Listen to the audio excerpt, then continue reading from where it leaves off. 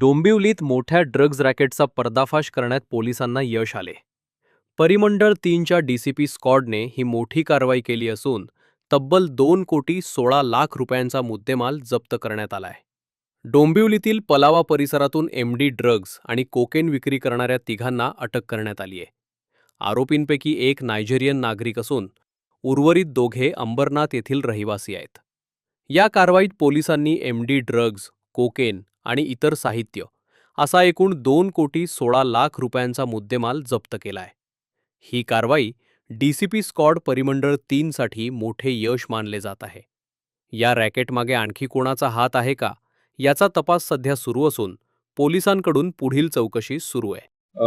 परिमंडळ 3 मध्ये माननीय CP sir Ashish Dumbre sir, आमचे joint CP sir Chavan sir आणि additional CP sir Sanjay Jadhav sir यांच्या मार्गदर्शनाखाली जे परिमंडळ 3 मध्ये विशेष अंमली पदार्थ विरोधी पथक जे स्थापन केलेलं आहे, त्या पथकाने काल दिनांक रोजी मानपाडा पोलीस स्टेशनच्या हद्दीमध्ये आणि मानपाडा पोलीस स्टेशनच्या मदतीने आपण एक मोठी कारवाई केलेली आहे. त्याच्यामध्ये आपण पलावा एरियामधून एक नायजेरियन व्यक्ती आणि त्याबरोबर 2 अंबरनाथ येथे राहणारे व्यक्ती यांना आपण 1 किलोपेक्षाही जास्त एमडी आणि कोकेनसह त्यामध्ये ताब्यात घेतलेला आहे.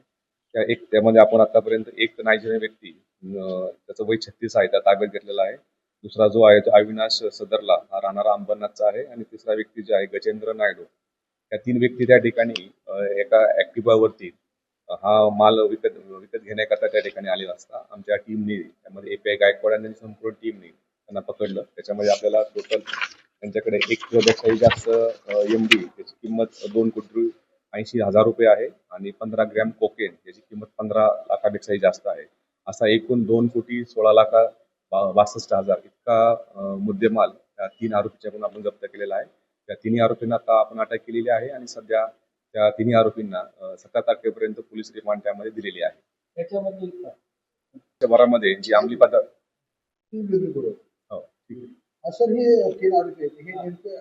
एक जो व्यक्ती आहे जो मेन ज्याच्याकडे आपल्याला जो माल विकण्याकरता त्या ठिकाणी आला होता, तो नायजेरियाचा इथला रहिवासी आहे आणि तो मागच्या 2 ते 3 वर्षापासून मुंबई आणि या परिसरामध्ये तो राहत असल्याचं निष्पन्न होत आहे. त्यावरती इतरही ठिकाणी, विशेषतः मुंबईमध्ये पण त्याच्या विरोधात गुन्हे दाखल आहे.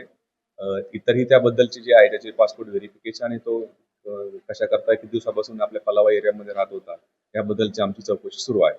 दुसरे 2 आरोपी जे आहेत ते अंबरनाथ इथले रहिवासी आहेत. अंबरनाथ मधील ते एक जो आहे तो फुलेनगर मध्ये राहतो आणि दुसरा जो आहे तो चिंचपाडा एरिया अंबरनाथ पश्चिम या ठिकाणी राहणारा आहे. दोघं जण, इथला एक जण आहे तो रिक्षा ड्रायव्हर म्हणून त्या ठिकाणी काम करतो. त्यापैकी एका व्यक्तीवरती गुन्हे दाखल असल्याची आमच्याकडे माहिती आहे. बाकीच्या बद्दलची आमच्या अजून चौकशी सुरू आहे.